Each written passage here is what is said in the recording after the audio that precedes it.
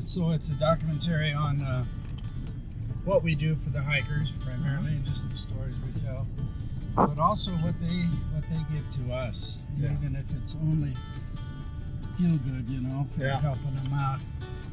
But we've had people who might come into town and maybe they had an injury, and the doctor says you really should stay off that foot for a week. Well, they'll find something to do to help out in town, I mean, that kind of thing.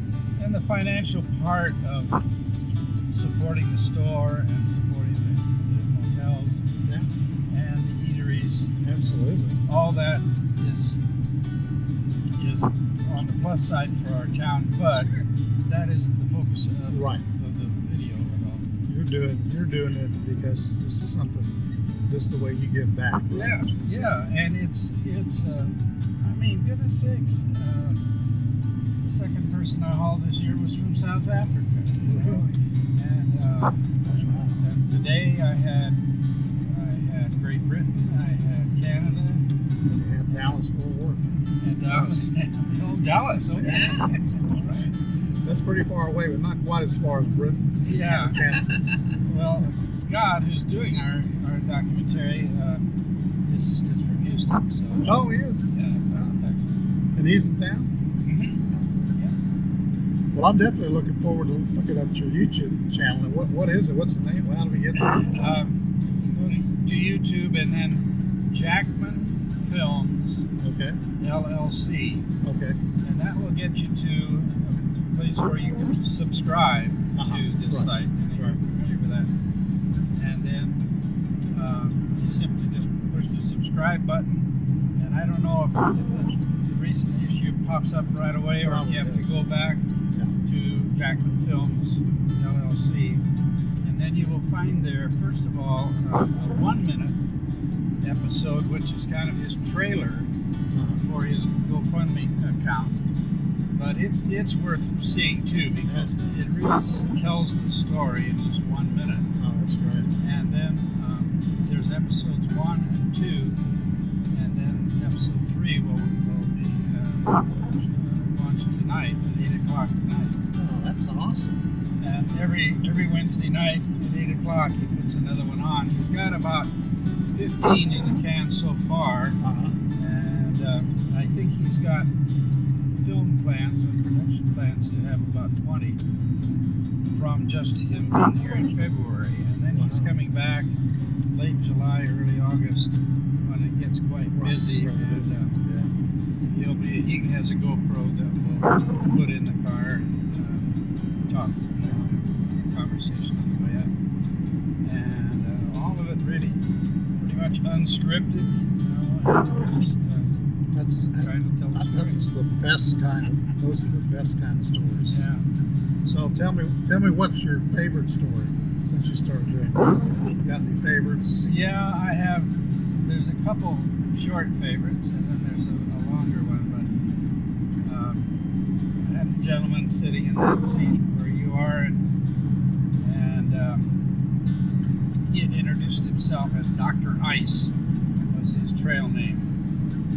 And I said, Dr. Ice, there must be a story behind that name. He was a gentleman of some age, late 50s, something like that. And, well, he says, I am a physician, and for the last 3 years I've been the principal physician for a research team in Antarctica. And my jaw dropped. The guy from Antarctica is sitting right next to him. Oh my God! And it wasn't too long after that. My memory is a little fuzzy about the second one. He had introduced himself simply as from Washington D.C. Yeah. And so my question then was, well, when you're not hiking, what do you do in Washington D.C.? Pause. Well, I work at the Pentagon. I said, well, pardon me for asking, but I must know, where were you on 9/11? And again, pause. Well, I had decided not to go to work that morning. Wow. And the plane came in on the first floor, and my office was on the fifth. Oh, And I'm thinking, oh my. Yeah. So, and from beyond that, you know, almost every one of them was a story, and it's just really. Well, that's part of the fun of doing this then. Oh, Not absolutely. only doing something that you Absolutely. want to give back, but you also get stories that come along with it. Me, yeah. The longer story was in 2013. My brothers were out here from the Midwest on a very rare four-brother reunion, and I was going to take them up here to the trail and show them the trail, and then they could say they walked up this trail. But it was a terribly cold and rainy. This, what we're having now, is friendly, but this was not a friendly rain. And she was 23 years old and bound for Canada. Oh, her attitude, gotta get to Canada, I'm gonna make it. And she called at about noon, and I said, well, I had planned to go up the trail this afternoon. I have a big family reunion here. I'm not sure how many are going. Let me just hold a second. I'll count and see how many wives want to go up. I know the brothers want to go. Only one wife wanted to go. And at that time, I had a Chrysler Town and Country that had 3 seats, so I had plenty of room. Yeah. So I said, okay. Her name was Rocket Llama, and she was from Portland. And so we let her off up there, and away she went. And that was on a Friday afternoon, about 3 o'clock. And about 3 in the afternoon on Sunday, I get a call. Mr. Anderson, this is the Scavini County Sheriff. Do you know an Alessandra Wilson? And I said, no, sir, I sure don't. I'd be very happy to help you any way I can, but that name does not ring a bell. Why did you call me? Her phone number, the one I just called, is the last number on her phone record. And so I said, oh my goodness, tell me more about her. I don't know that name. Well, she's hiking the Pacific Crest Trail. Oh, I said, does she have a trail name? Yes, Rocket Llama. Why, yeah, I did her on Friday afternoon. Well, I said, why are you calling? He said, well, there was a party of 2 that called our office to come and get them because they've had a big snowfall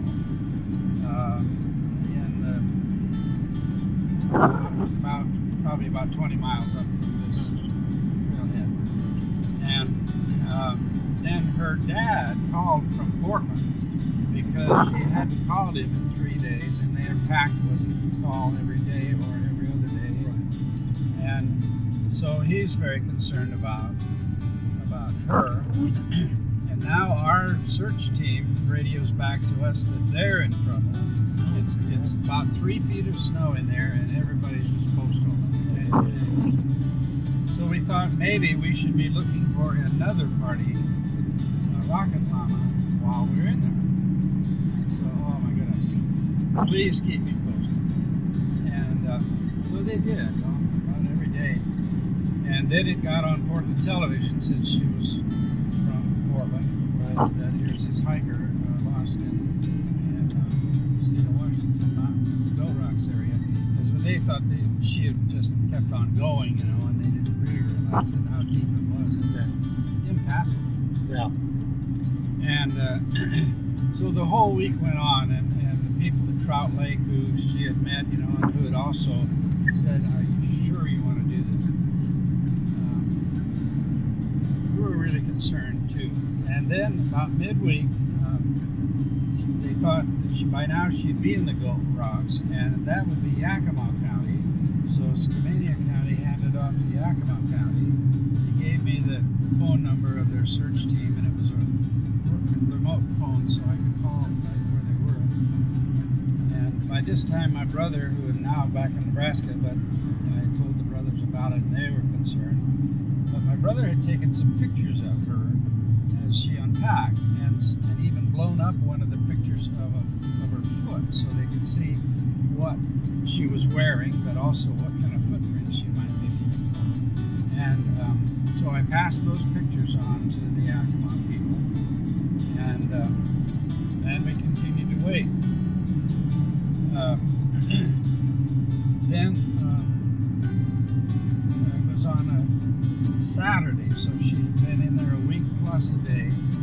I got a call that she was fine, and she's fine. And so it was a really, really big relief. But then I read on her blogs afterwards that she was not, pardon me, the airhead I thought she was because of her flighty language, but a very fine writer and had lots of experience in the woods. And she had camped under a big tree, which was kind of her modus operandi. And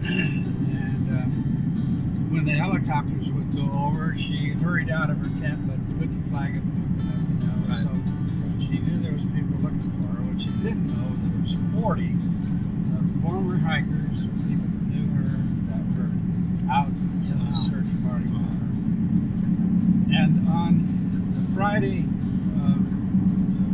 week of being in there, she noticed when she got out of her tent that, hey, you know, the snow is packed down enough and it's really only about 2 feet deep. And early in the day, it's hard enough that I can walk on top of it. And she had spent her time looking in her maps, and she could hear some water running. So she had herself pinpointed on the map that water is Killen Creek, and it flows right down, right by my camp up here, but flows down for about a mile. There's a Forest Service road down there, and there's even Killen Creek campground down there. And looking at the roads, she had figured out I can walk back to Portland if I can get down onto this hill, because there's roads that connect pretty soon. So she started out then. Before she started on Saturday morning, she wrote a goodbye letter to her family, apologizing in case she didn't make it. I mean, she was really realizing that whole time it's a life or death situation. And in case I don't make it down, this is what I decided to do. Love you very much, she decided. And taped it to a tree that could be seen by the trail, on the trail by their hikers. And then headed down, and it was very steep and all, you know, underbrush and down trees. And farther down she went, the less snow there was, of course. And finally, no snow. And now here she follows Killen Creek to that road, and now she's on that road. And it wasn't long, a guy on a very small motorcycle came by and so stopped and talked to her. But she didn't tell her whole story, but indicated that she was okay. And so he went on, and about a mile up the road came to this Yakima search party. And so he stopped and said, "Are you looking for a young lady by any chance?" "Yes, we are." "Well, she's right down the road there. I just talked to her." Wow. And then there was quite a celebration because the word got around real quick. And all of those hikers that had gathered, plus her dad, who had come out and established a camp of his own over at Wallet Lake, thinking that she would have to come by there if she keeps coming. They were really relieved. And then the next year, she got on the trail again. Oh, really? And I heard that. And she was, and didn't start here. She started at Campo again. Oh, really? She was going to Do it all in determined to one do year. it, do the whole thing in 1 year. And so I heard she was on the trail, and so I would tell the hikers, you know, have you seen Rocket Mama? "Oh yeah, she was taking it easy and slow, but she's probably about 5 days behind me, something like that." And then the next, 3 days probably. "Well, yeah, I camped with her last night over at Bear Lake. She'll be down real soon." And so now the phone rings and the store is calling. "We've got seven hikers here who would like to go back to the trail." So, okay, I got a room for them. I'll be right down. And as we're loading up the bags, I hear this female voice, "Doug, it is Doug." So she rode in the co-pilot seat here, and we had a wonderful reunion on the way up. That's awesome. And I've followed her blogs since, and we're trying to get permission to do her story in our documentary. And some of the filming has already been made, and Scott got a female actress to read her blog, so it's as if she's telling the story and all. Oh, that's And but I still haven't made contact with her. I've written to her dad. I got his address, and I've even phoned him, and I sent her a blog comment from years past. Yeah. But I haven't made a contact yet. And I haven't gone on to see if she's on the trail this year. Somebody thought that they had passed her along. Oh, really?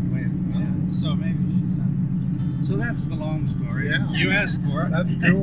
That is great. I like that kind of stuff. What I did last year, Kath and I hiked the John Muir Trail last year. Oh yeah. And everybody that we met who wanted to talk, I put them on video, and I made a lot of course we made a video about our trip, but if it was an extended like this, and as an extended conversation with somebody, I just made a separate video and put it up on our YouTube channel, and then referenced it from our main video and said, if you want to see more about Doug, go to Doug's video and you can see the conversation that we had with him. So you'll be on it this year. Right. Doug. Well, I'm honored. Yeah. Thanks. We're hiking the whole Washington State PCT. Good for you. Good. At least if we can get a doctor to fix your hand. Yeah. That's the thing we want to make sure. Well, he's a very good doctor. He does not take insurance. It's okay. But We'll take a credit card one. I think so. If not, we have cash too. Yeah, all right. There's ATM. ATMs, yeah. We can. And but his fee is very reasonable. I think basically I had to go to him for a leg thing, and it was $65 for one visit. But then he had some follow-ups, which were no more charges.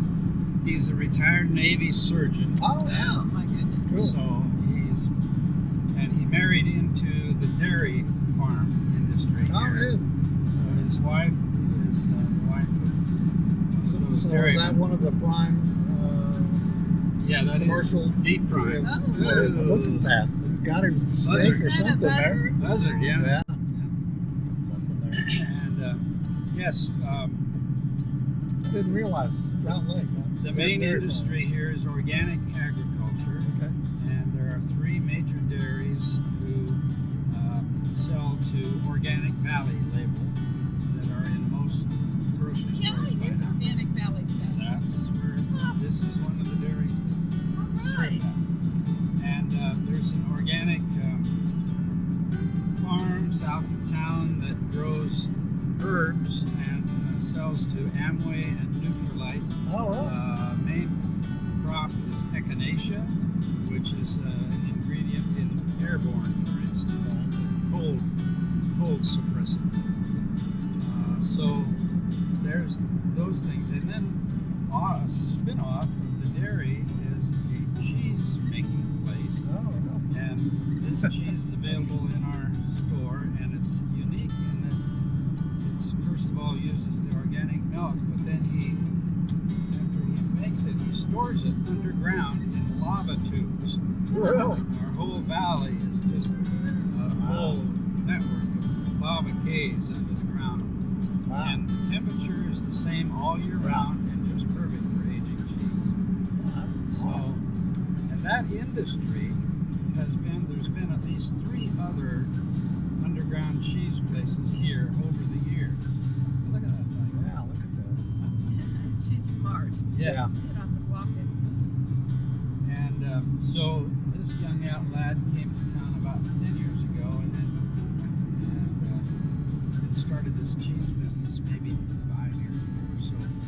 But it's kind of reproducing what has been in this valley for over 100 years. Wow. Early pioneers were doing it.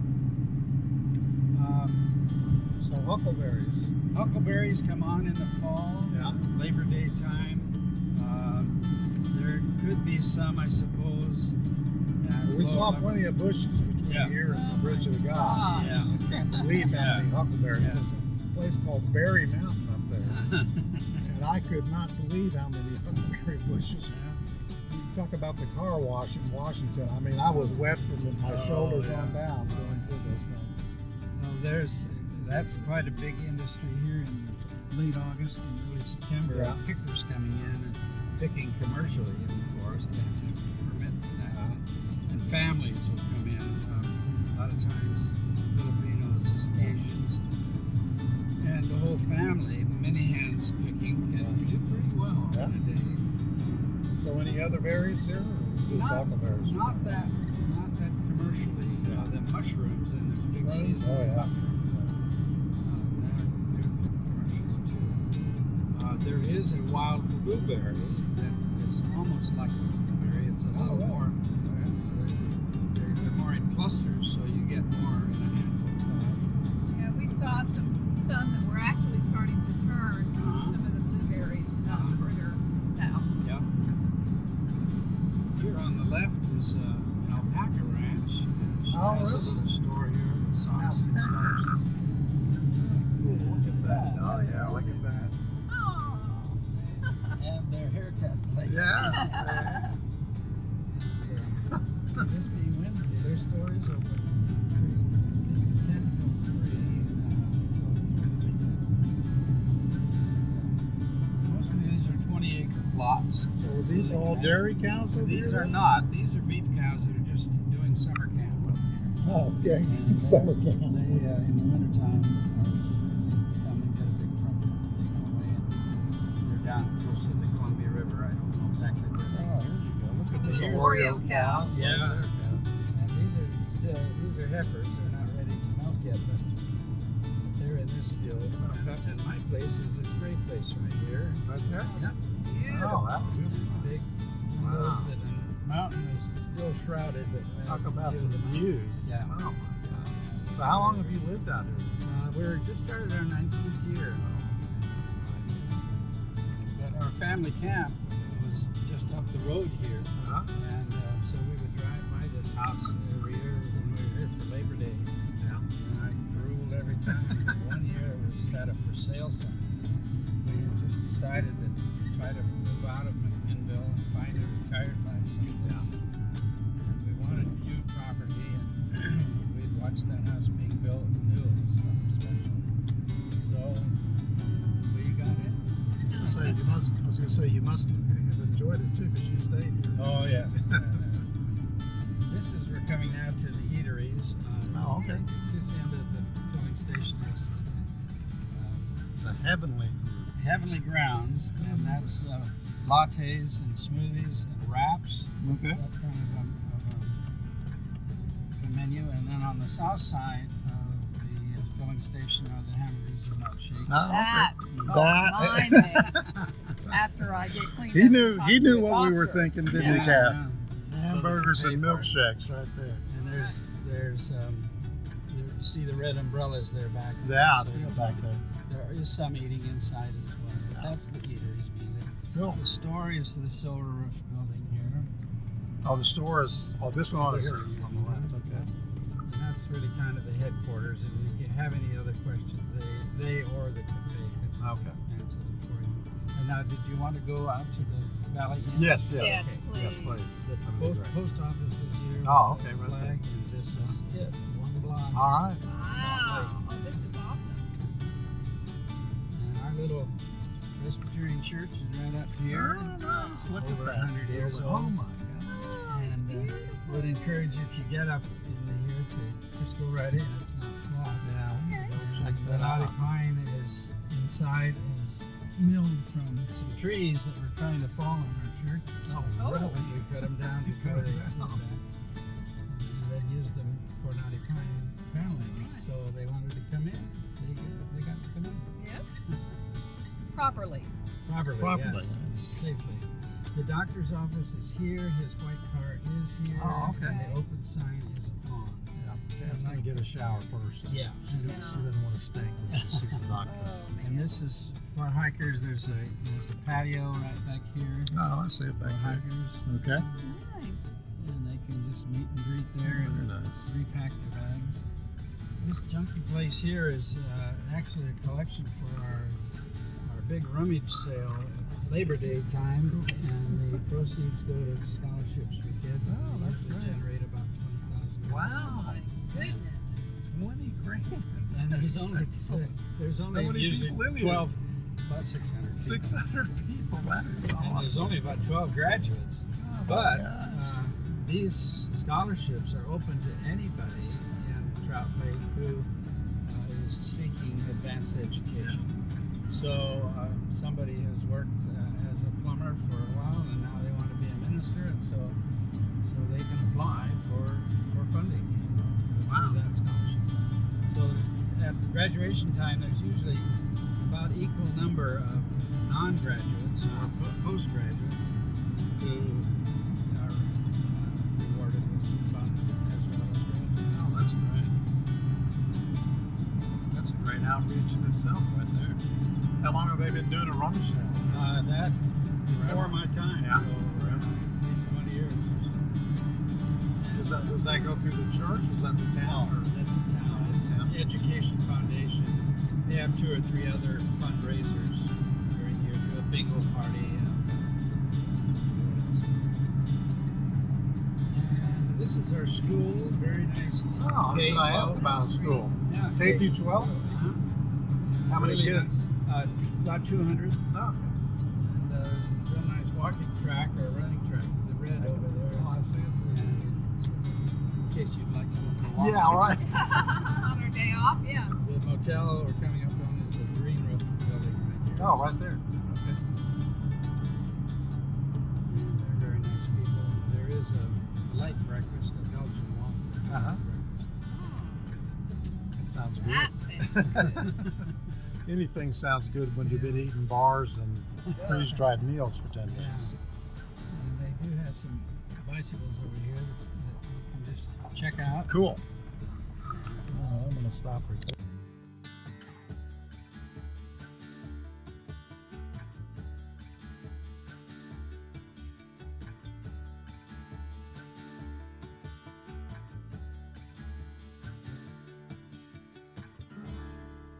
It had this is the soundtrack. We were just absolutely experimenting with it. Gary, one of our busiest driver, he suggested it, and so we tried it and tweaked it a little bit, and we about every 5 days we would consider adjusting the schedule, more rides or less rides. Uh-huh. And at our slack time, we did 4 a day, and at our busy time, we did 6 a day. Wow. 6 a day. There were times when we'd take 10 people up and bring 12 people back. Oh my gosh. And that was about, well, when we did 6, it was like almost every other hour. So Is that right? Wow. So when is the busiest part of it? Is it we seem August? to get, August. The Cascade Lake, Cascade Trail Days are the teen weekend in August. I think it's 15 or 17, something like that this year. And it's about, let's see, what is it, a Thursday through Sunday, I think, event. And some of them don't stay for the whole thing, but when they break away from there, then they're about 4 days from us. Oh, I see. 3 or 4 days, most of them 4 days. So that's where a real bubble hits, Yeah. and then it just seems to almost like stay there, because the trickle off from Cascade Locks itself lasts about 3 days. Is that right? Anyway, so we did 6 a day then, and then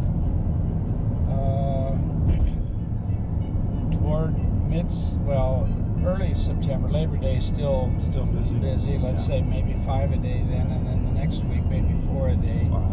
And then about the 10th of September, it just stopped. Yeah. Anybody After going to Canada better be by here. I was going to say.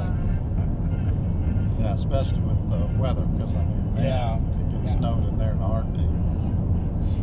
Okay, in case you wonder what's happening here, Doug tried to trick us this morning by using a different vehicle, and he showed up a half hour early. So we were totally surprised, totally out of the blue. There was Doug just sitting there. I was waiting for us reading to load up. gunbooks. Yeah. I love your angel hanging from the mirror. Yes, the lady that made that, we just passed her home here. She's doing dear friend, and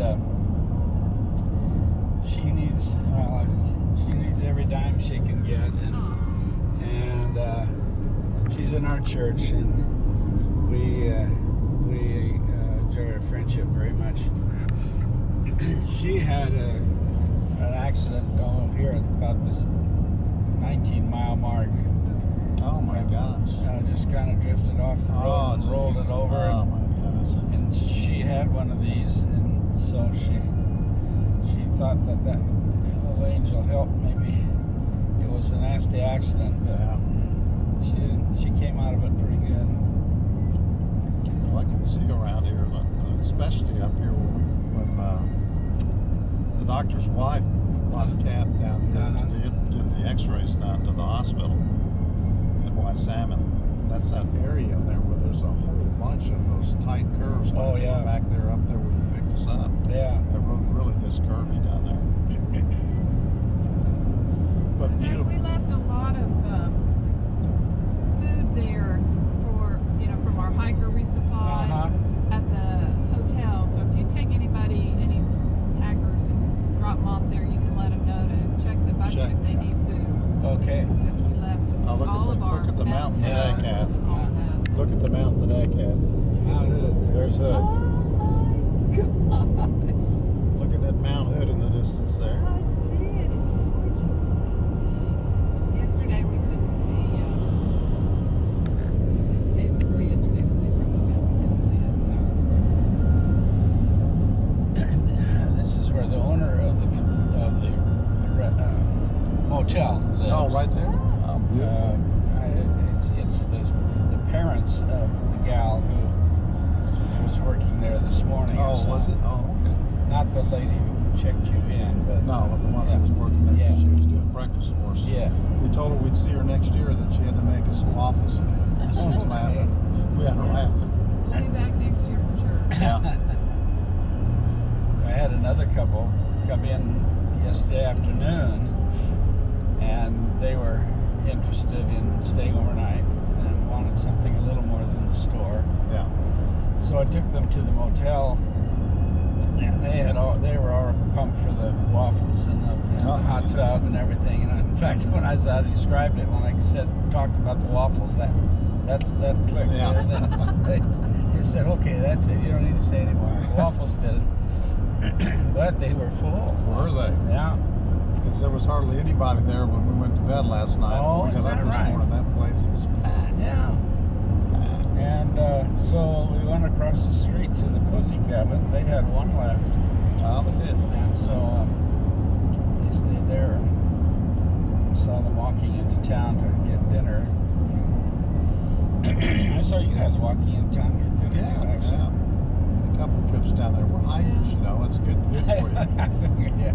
The thing is, the difference between walking on pavement and walking on that beautiful trail. Yeah, that's pavement kills my knees. Even as rocky as it was in the film that I was watching this morning and last night, it still is better than this asphalt. Oh, yeah. Yeah, the only thing up there is the footing is much more treacherous because you've got so many more step ups, step downs, and the base, the trail on the trail level itself, when you're not doing a step up or a step down, it's normally loose rocks, either small rocks or pebbles or sand, and it all mixes together, and it's really, you have to be so much more judicious with your footsteps up there. This trail up here is just unbelievably smooth. It's almost like walking on 3 inches of astroturf. I mean, that's the feeling you get, as opposed to trying to walk on asphalt or concrete. I took some of my family members on a loop hike there at the 23. We just went in the first mile to that Williams Mine kind of parking area there, and then we walked back to the car on the 23 road, and whoa, that really showed it right away. Yeah, there's absolutely no give to this stuff. In fact, I was surprised to hear it, because up there, we We used one pair of boots last year, each one of us. Oh, wow. 250. What we had hiked about a total of 250, 254, right, Kath? Yeah. And essentially, when we got done, we had to get a new pair of boots because they get so chewed up in that granite up there. Yeah, mine now. We've already done 80 miles on these, the ones we've got this year, and I think we can Still look come back good. easily next year and finish this trail because they're in great shape.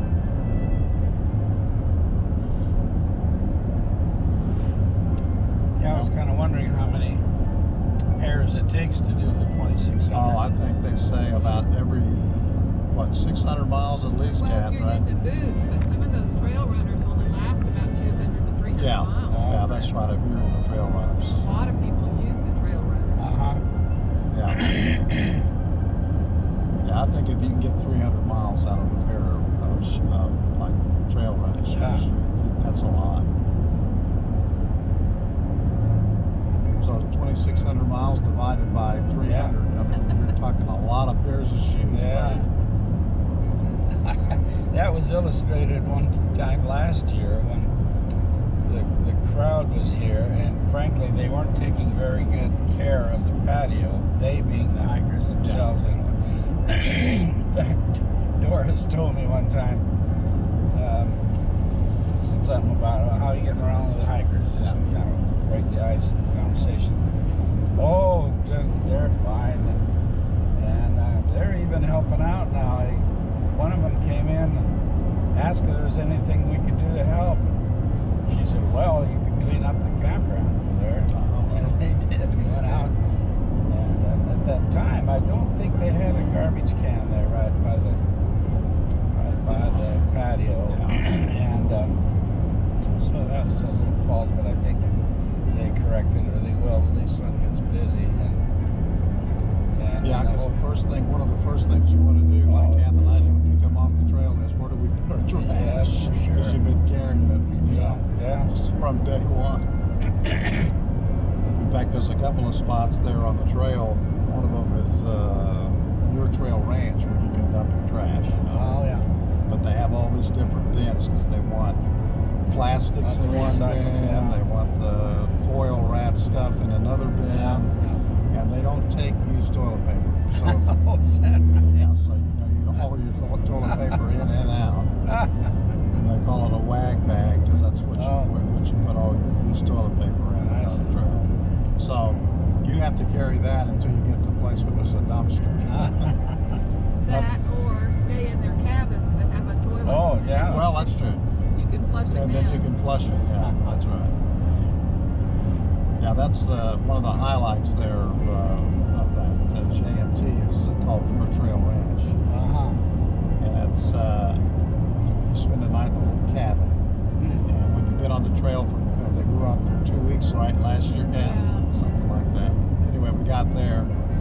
You got indoor plumbing. It's only cold water that comes out of the sink, but you got an indoor toilet, indoor, sink. You got electricity, so you can turn the light on and off. You got beds to sleep on. I mean, it makes you appreciate the finer things in life. And the meals are all included, so the chef prepares all your meals while you stay there. But the piece de resistance is they have a hot spring there. And they have two of these,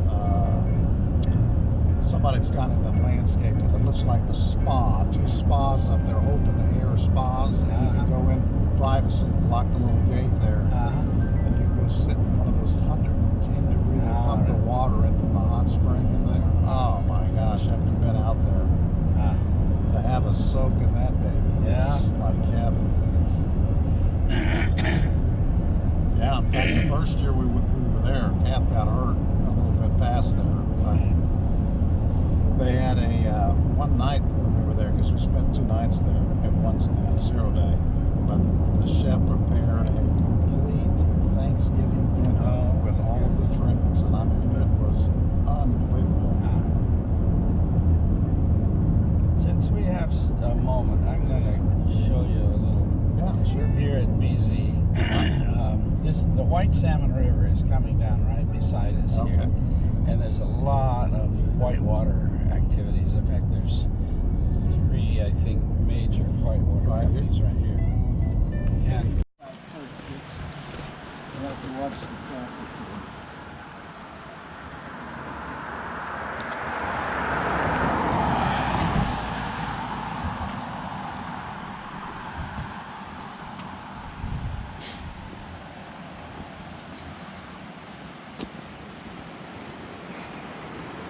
Wow. Look at this. My gosh, that's gorgeous. Oh, There's a path down from we drove by a car park.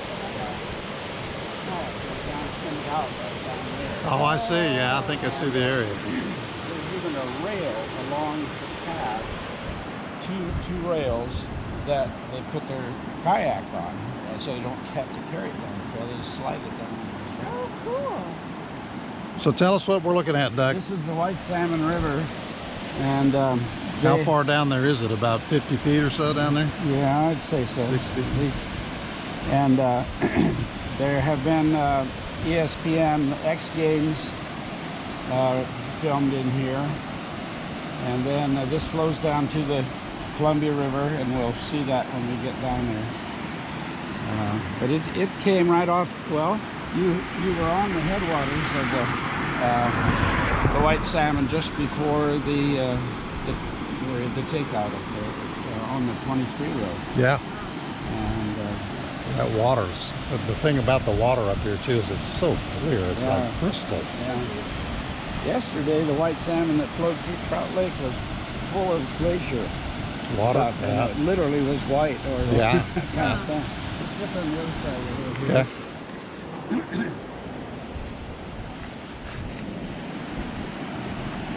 But for kayakers, this is just next to heaven. Yeah. Yeah, I'll bet. And they have their own little shuttle system of hitchhiking. And I picked up a young lad one time. I could, and I did. I knew where he wanted, and took him maybe a mile or two just back up to his car. And I said, "How often do you come here?" He said, "I do this every day." This is the way I wake up in the morning. Do what you love, is what Yeah. they say. You never work a day in your life.